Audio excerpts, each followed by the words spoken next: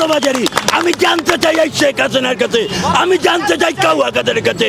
আগে না খেয়ে থাকতে কে বলেছে? আগে চাউল ছিল 12 টাকা কেজি, এখন চাউল কিন্তু হয় 90 টাকা কেজি। আগে তেল কিনতাম আমরা 32 টাকা কেজি, এখন তেল কিনি 220 টাকা কেজি। আগে পেঁয়াজ কিনতাম 8 টাকা 5 টাকা কেজি, এখন পেঁয়াজ কিনতে হয় 100 টাকা কেজি। আগে কাঁচামরিচ কিনতাম 20 টাকা কেজি, এখন কাঁচামরিচ কিনতে হয় 1000 টাকা কেজি। এই কোন দেশের সরকার? এই কোন কালোবাজারি? এই কোন কালোবাজারি? আমি জানতে চাই এই শেখ হাসিনার কাছে, আমি জানতে চাই কাউয়া কাদের কাছে, আমি জানতে চাই হাসান মাহমুদের কাছে। তোমরা যে বড় বড় কথা বলো দেশের উন্নয়ন হচ্ছে, কিসের উন্নয়ন করছো? কাঁচামরিচ 1000 টাকা কেজি, এই উন্নয়ন? চাউলের কেজি 100 টাকা কেজি, এই উন্নয়ন? গরুর মাংস 1000 টাকা কেজি, এই উন্নয়ন? বিএনপির সরকারের আমলে ছিল 60 টাকা গরুর কেজি, 60 টাকা। ছেলে মেয়ে ভাই বোনদেরকে নিয়ে খুব সুন্দরভাবে খাইতে পারতাম। এখন আমরা তো গরু মাংস দূরে থাক, মুরগির ঠ্যাঙের কাছেও যাইতে পারি না। কেন? এই যে আমরা কি বাংলাদেশের সরকার নয়? ওই আওয়ামী লীগ, যুবলীগ, ছাত্রলীগ, মহিলা লীগ, শ্রমিক লীগ, হকার্স লীগ, এরাই তোমার মানুষ। আমরা বাংলার জনগণ কোনো মানুষ নয়, আমরা রিক্সা শ্রমিক কোনো মানুষ নয়, আমরা গার্মেন্টস শ্রমিক কোনো মানুষ নয়, আমরা মোটর শ্রমিক কোনো মানুষ নয়। তাহলে তুমি কার ভোটের অধিকারের সরকার? কার ভোটের অধিকারের? তুমি রাতের ভোটের অধিকারের সরকার। কালো রাত্রে ভোট করো, দিনের ভোট রাত্রে করো, এই সরকার। তুমি মনে করো না বাংলার জনগণ আর বসে থাকবে না।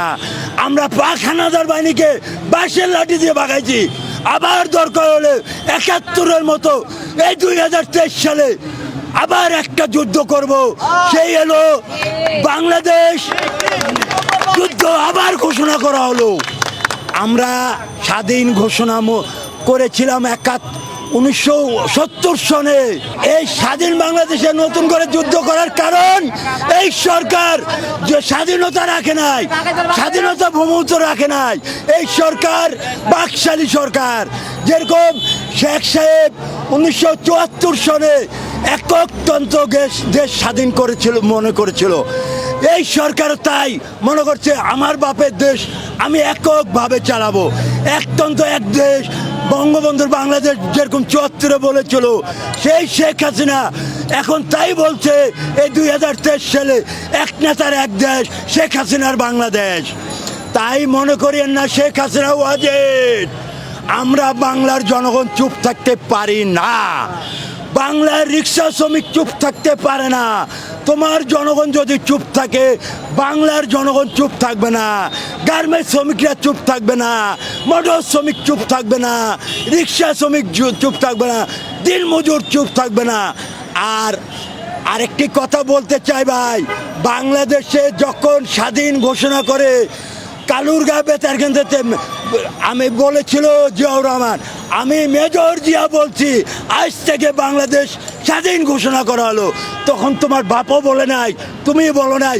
আর তোমার ডাইনাতে বামাতে যে সন্ত্রাসী বাহিনী আছে তারা কই ছিল? তারাও ছিল না। সে চট্টগ্রাম কালুরঘাট বেতার কেন্দ্রতে এই শহীদ রাষ্ট্রপতি জিয়াউর রহমান ঘোষণা করেছিল। তখন এই বাংলার জনগণ এই জিয়াউর রহমানের ডাকে সাড়া দিয়ে নিজের জীবন ব্যক্তি করে দেশ স্বাধীন করেছিল। 30,000 ভাই বোনেরা শহীদ হয়েছিল, 2000 মা বোনের ইজ্জতের ইয়েতে আমাদের বাংলাদেশ স্বাধীন ঘোষণা হয়েছিল। আমি এই সরকারের কথা কি বলবো ভাই, লজ্জাতে মরে যেতে মন চায়। বিষ খেয়ে মরলে হবে সে আত্মহত্যা, আমি তাও করতে পারি না। আমি কলা গাছে ফাঁসি দিতে চাই, কলা গাছ বলে তুমি লজ্জায় কি? এই সরকারের চলন দেখে আমাকে লজ্জায় মরে যেতে মন চায়। কি উন্নয়ন করেছে? সে এটা উন্নয়ন করে নাই, সে নিজের ওই যে ভাঙ্গা ঝোলা পেট ভরে বিদেশের মাটিতে বাড়িঘর করার জন্য এটা জনগণকে দেখাচ্ছে। এটা খরচ হয়েছে 10 টাকা। আপনি 100 কোটি টাকা এটার বাজেট দেখাইছে, 10 টাকা খরচ করে 100 কোটি টাকা বাজেট। এটা কার টাকা? ওর বাপের টাকা? হ্যাঁ, এটা আমাদের জনগণের টাকা। এই যে আরেকটা কথা মনে পড়ায় দিলেন, 26শে মার্চ মোদিকে দাওয়াত দিয়ে এনে বাসর করার জন্য